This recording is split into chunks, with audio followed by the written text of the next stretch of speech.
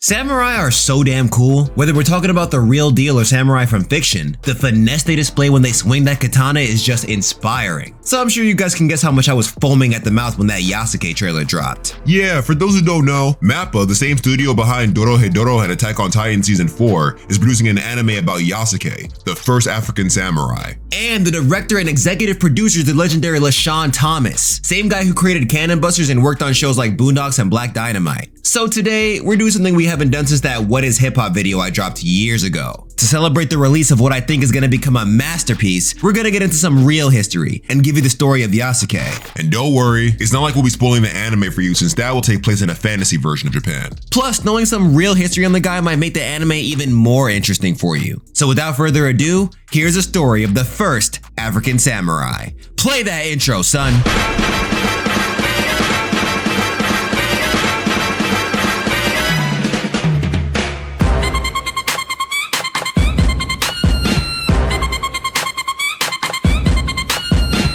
So before we get into this, we should preface this by saying that the story of Yasuke contains a lot of speculation. Yeah, records regarding the history of this guy are sparse, so historians have filled in parts of his history with assumptions based on the facts we do have. But to talk about Yasuke, we first have to talk about his boss, one of the most influential people in Japanese history, Oda Nobunaga. Known as one of the great unifiers of Japan, Oda Nobunaga was born in 1534 during the Sengoku period. This was a time when the country was in constant civil war. Word, after the collapse of the feudal system under the Muromachi shogunate, warlords all over the country known as daimyo started fighting over control of Japan. Think of it as a big-ass turf war. People didn't want to share, so hands had to be thrown. The Oda clan was one of the warring factions during this time, but after the death of their leader, Oda Nobuhide, in 1551, rule of the clan fell under Nobunaga. Now, according to Age of Samurai, a documentary I highly suggest you guys watch on Netflix, Nobunaga was a rowdy-ass dude. He was like that hot-headed punk character from an anime who always got into shit. Apparently this man was such a savage, the person who was supposed to be his chief counselor committed seppuku instead. This was a ritual suicide where one would cut their own stomach so they could die with their honor intact. But Nobunaga didn't care, and contrary to what everyone thought, he actually became a very gifted leader and tactician. He trained peasants and other average-ass people in the way of the samurai to bolster his ranks, and he used cunning tactics to defeat all the daimyos who dared to challenge him.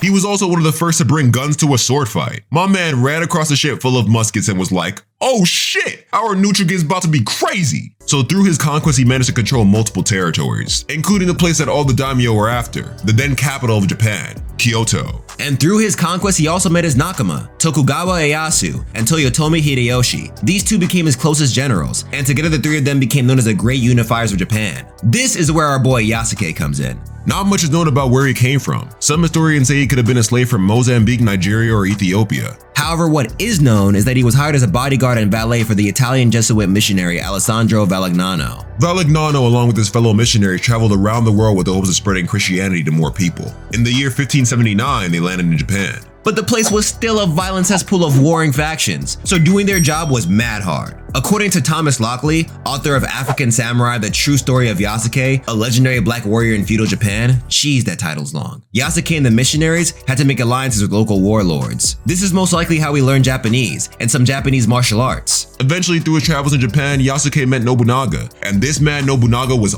awestruck. First off, you gotta understand, this was the 16th century. Someone black in Japan was not common. They were so confused by all the melanin that they got him to shower thinking it was all just dirt on his skin. Damn, they really saw this man and said, "Why are you black?" And the second thing is that this man Yasuke was over 6 feet tall. Now that may not sound so amazing now, but Japanese people on average are short. According to BBC, the average height of a Japanese man in 1900 was 5 feet 2 inches. And back then, the average height was even shorter, meaning Yasuke was dunking on everyone without even jumping. This was very appealing to Nobunaga, but what really intrigued him was Yasuke's intelligence. At this point, our boy could speak multiple languages, has traveled across a good portion of the world, and was a very good conversationalist. Nobunaga loved talking shit with him because the dude was mad cool. Yasuke would tell him tales about the world and of his life back in Africa, and they shared an interest in no drama, a form of classical Japanese dance drama. But outside of their friendship, things for Nobunaga were not going too well. At this point, he was living his power fantasy. He had taken over Kyoto and most of central Japan, but there was this one place known as Iga that escaped his touch. The Iga province was home to what we would call ninjas. They were originally called shinobi, which is a term that has to do with secrecy. These shinobi were a bunch of exiles who formed their own republic within the mountainous regions of Iga years ago. They trained themselves in the art of espionage and survival, and were hired by daimyos to spy on rival daimyos. Now Nobunaga already didn't like this, because these ninja were out here governing themselves. How is he gonna unify Japan if people are out here trying to be independent and shit? But what made matters worse was that they infiltrated his lines of communication. He couldn't move the way he wanted to because shinobi were keeping tabs on his men. So Nobunaga had to get rid of these guys, but he had to do things intelligently. He knew Iga was home to the most legendary shinobi in Japanese history, so he started devising a plan to attack the province in a more calculated way. But then his son, Oda Nobukatsu, came in and screwed everything up. This dude wanted to conquer the province to prove his worth to his father, so he gathered up his army and got to work. But the shinobi of Iga foresaw the dumbass plan and retaliated by not only defeating Nobukatsu, but also taking over one of Nobunaga's castles. So obviously, this pissed Nobunaga off.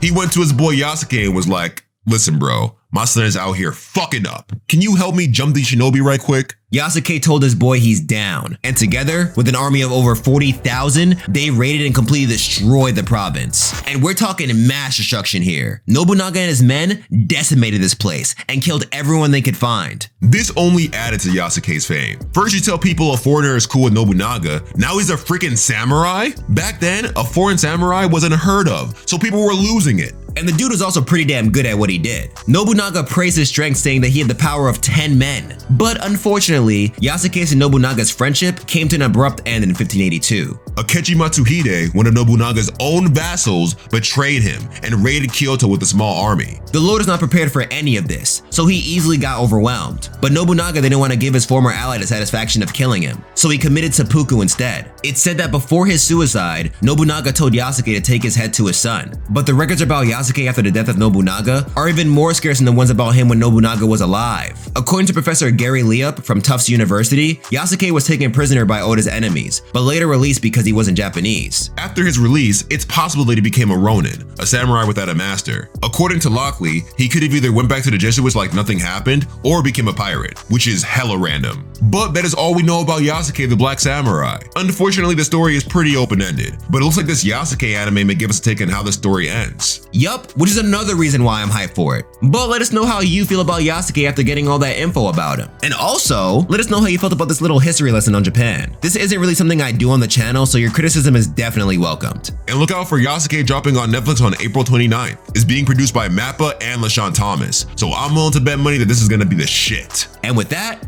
end screen. What's going on, fam? And thank you guys so much for watching another, I don't even know what I would call this. Honest history? Just an honest history episode? I don't know. It's a video. But yeah, I have not done this since I did the What is Hip Hop video. I've never really made a video just based off of real history and facts, but the story of Yasuke was just so intriguing to me. And I had just watched the Age of the Samurai documentary about Oda Nobunaga and the Sengoku period in Japan. So I was like, bruh, Japanese history is wild. So I don't know what happened. Like something came over me. I had to make a video about it. So here it is. Let me know how you feel about it. As you know, like if you enjoyed the video, hit that bell if you want to be notified whenever I upload new content. Shout out to my patrons. Without you guys, I would not be able to make content like this. And if you are not already a patron but want to become one, go to my Patreon page in the description below and find out how you can support the channel for as little as $1 a month. But y'all already know, if you can't support financially, you just being here, getting this far, watching the video, that already helps out a lot. So thank you so much. And with that being said, I am off this. So check out my social media down here if you want to follow me in other places.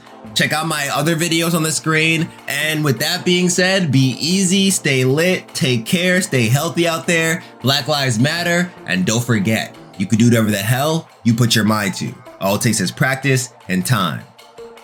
Peace out, y'all.